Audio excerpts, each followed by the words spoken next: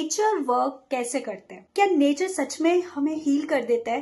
क्या प्रकृति इतनी शानदार है कि वो हमें ही हील कर देती है, मनुष्य को हील कर सकती है? क्या उसमें इतनी पावर है? Without any medicine, without any depression हम बिल्कुल स्ट्रेस फ्री हो सकते हैं? क्या अपनी लाइफ को एंजॉय कर सकते हैं? तो बिल्कुल देखो, प्रकृति का नियम है। अगर आप ध्यान से कभी चीज को देखो कि जब हम बीज को बोते हैं ना, ठीक है, तो वो धीरे धीरे धीरे धीरे ग्रो होती है ना। इसका मतलब प्रकृति हमें इस प्रोसीजर से क्या सिखाना चाहती है, मुझे खुद को ये समझने में काफी टाइम लग गया, but now I realise that कि हाँ, ये बात सच है कि प्रकृति हमें सिखाती है विश्वास। मुझे पता है अगर मैंने कोई बीज बोया है तो फल जरूर आएंगे, ठीक है। तो एक सबसे पहली चीज सिखाती है फेथ, एंड सेकंड सिखाती है पेशेंस, कि कितने धैर्य से चीजें होती है। और जितना धैर्य से कोई प्रोसीजर होता है उतने इजीली हम मतलब उस चीज को ना एक तो डी अटैच होते रहते हैं, क्योंकि देखो लॉ ऑफ अट्रैक्शन में सबसे बड़ा खेल है डी अटैचमेंट का, ठीक है। अगर आप अपनी विश को ऐसे पकड़ के बैठे रहोगे तो वो तो ऐसे जाएगी ही नहीं ना। अच्छा, आपने बहुत बार सुना होगा ना कि लाइफ में मूव ऑन करना बहुत जरूरी है। तो यहाँ पर मूव ऑन करने का मतलब ये नहीं होता कि आप उस विश को भूल जाओ, नहीं। मूव ऑन करने का मतलब ये होता है कि आप अपनी इस विश को ऐसे छोड़ दो। और जब हम प्रकृति के सामने उसको ऐसे छोड़ते हैं ना, तो प्रकृति खुद उसको पूरी अरेंजमेंट करके हमारे तक वो चीज पहुंचाती है, ठीक है। बात अगर हम हीलिंग की करते हैं कि प्रकृति फिर हमें हील कैसे करती है, मैं आपको बताती हूँ। देखो, जब हम किसी पार्क में जाकर बैठते हैं ना, तो जब हम सिर्फ ट्री को देखते हैं, बहुत जगह पेड़ ऐसे हैं जहां पर उन्हें सालों से पानी नहीं मिला।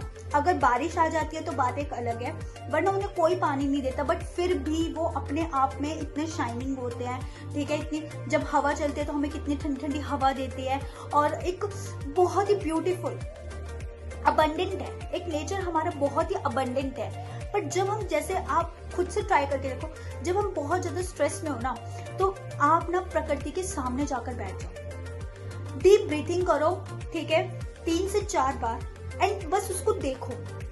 मैं कहती हूँ वो आपको इस तरीके से हील करेगी ना कि आपको बहुत मजा आ जाएगा। और जब अगर आप अकेले हो प्रकृति के बीच में, तो अपने अंदर की जो भी परेशानी है उसको प्रकृति के सामने रख दो। मैं कहती हूँ आपको बहुत ही बेटर सोल्यूशन आकर देगी वो, क्योंकि प्रकृति से ज्यादा हील हमें कोई नहीं कर सकता। आपने पुरानी पिक्चरों में देखा होगा कि हर कोई क्या कहता है कि भाई मैं ना बहुत ज्यादा स्टक हो गया हूँ, अब मुझे ना माउंटेन्स पे जाना है, मुझे अब पहाड़ों जैसी जगहों पे जाना है, मुझे यहाँ जाना है, मुझे वहां जाना है, कि वो नेचर को चूज करते हैं। इवन हमारे डॉक्टर्स भी कहते हैं कि जब अगर कोई पेशेंट बहुत ज्यादा स्ट्रेस लेता है, डिप्रेशन हो जाता है, तो वो क्या कहते हैं डॉक्टर्स कि आप ना इनका हवा पानी बदलो। दैट मीन्स व्हाट, नेचर की बात करते हैं कि इन्हें कहीं घुमाने लेकर जाओ, ऐसी जगह जहां पर नेचर हो, जहां नेचर की ब्यूटी हो। देखो, नेचर ना बहुत ही अद्भुत है।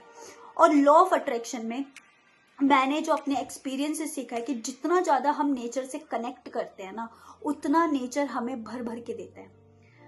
आप जब भी अपनी लाइफ में बहुत ज्यादा प्रॉब्लम में हो अगर, तो बस कुछ नहीं, आपको कोई मेडिसिन लेने की जरूरत नहीं, सिर्फ नेचर के सामने बैठने की जरूरत है।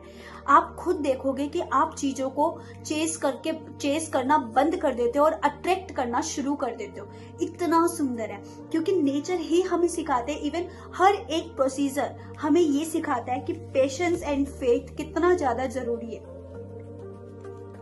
अगर हम बात करते हैं अपनी मैनिफेस्टेशन की, तो मैनिफेस्टेशन में जो नेचर है वो वर्क कैसे करता है कि जब आप नेचर से कनेक्ट होते हो ना, तो एक तो वो आपको पेशेंस सिखाएगा ही, ठीक है। सेकेंडली वो चीजें ना आपको ऐसे दिखाता है कि जैसे जब मैंने आम के बीज अगर बोए हैं, ठीक है, फॉर एग्जाम्पल मेरी मैनिफेस्टेशन है, कोई भी आप यहाँ पे अपनी मैनिफेस्टेशन रखो, ठीक है। जब मैंने आम के बीज बोए हैं, ठीक है, थोड़ा प्रोसीजर लंबा हो सकता है। अब उसमें मैं एक बार थोड़ा थोड़ा चेक करूंगी कि पानी डालना है, ये करना है, सिर्फ अपना कर्म करना है, मुझे वहां तक जाना है, ठीक है। उसके रिजल्ट चेक नहीं करना है कि बीज कितना बड़े हुए हैं, कैसे वो लग रहा है, वहां कुछ है नहीं, मुझे ये सब नहीं देखना। मुझे सिर्फ क्या करना है, उसमें पानी डालना है, उसकी देखभाल करनी है, बस इतना ही मेरा काम है। और मैनिफेस्टेशन में हमें क्या करना है कि जो जो एक्शंस हम यहाँ पर लेते हैं सिर्फ हमें उतना ही काम करना है। अब आम के बीज अगर बोए है तो फल तो आम के ही मिलेंगे ना। तो डेफिनेटली अगर आप अपने जैसे घर लेने के लिए कर रहे हो, ठीक है, तो घर के लिए आप क्या करोगे, आप पहले लोकेशन ढूंढोगे, ठीक है। लोकेशन ढूंढकर हमने अपने माइंड में बना लिया कि मुझे जैसे रोहिणी में घर लेना है, इस सेक्टर में कोई भी सेक्टर है वहां पर मुझे घर लेना है, ठीक है। कितने रूम सेट होने चाहिए, कितनी चीजें होनी चाहिए, सब आपके दिमाग में आएगा। इसके लिए सबसे इंपॉर्टेंट है मनी। अब आप अपने बजट देखोगे, आप अपनी सारी चीजें देखो, ये सब आपके एक्शन है।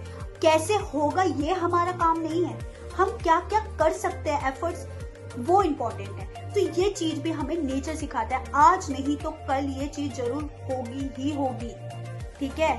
जब भी कभी ऐसा लगे या डाउट हो कि भाई अगर मेरा काम नहीं बना तो सीधा जाकर नेचर में बैठ जाओ। देखो, जब कोई पेरेंट्स भी बनता है ना तो माँ अपने कोख में बच्चे को 9 महीने रखती है। चाहता तो यूनिवर्स उसे 1 मिनट में दे सकता था। अगर कोई भी माँ बनना चाहता है जैसे फॉर एग्जाम्पल, तो 1 मिनट में उसकी झोली में डाल सकता था, पर नहीं, 9 मंथ्स का प्रोसीजर वो सिर्फ इसलिए ही है ताकि सारी चीजें हमें पता चले। आपने मेडिकल साइंस में पढ़ा होगा कि 4 हफ्ते में क्या क्या चेंजेस आते हैं, पहले दूसरे हफ्ते में बच्चे की क्या क्या बॉडी मूवमेंट होती है, क्या क्या बॉडी पार्ट्स बनना स्टार्ट होते हैं, देन 9th मंथ में जाकर उसका कंप्लीट बॉडी बनते हैं, फिर वो पूरा रेडी होता है बाहर आने के लिए, ठीक है। तो ये तो चीजें हमें खुद ही नेचर सिखा रहा है। ऐसे ही तो काम होता है ना, जैसे ऐसे ही अगर हम आम के बीज बोते हैं तो धीरे धीरे वो ग्रो होता है। तो ऐसे ही अगर आप यहाँ हो तो एकदम से यहाँ नहीं जा सकते, बट हाँ, मैनिफेस्टेशन और लॉ ऑफ अट्रैक्शन की मदद से आप एक्शन लेने से और बिना इस चीज की परवाह करे कि वो चीज कैसे होगी, डेफिनेटली यूनिवर्स खुद उस चीजों को अरेंज कर देता है, ठीक है। तो मिलता है नेक्स्ट वीडियो में, तब तक के लिए बाय बाय।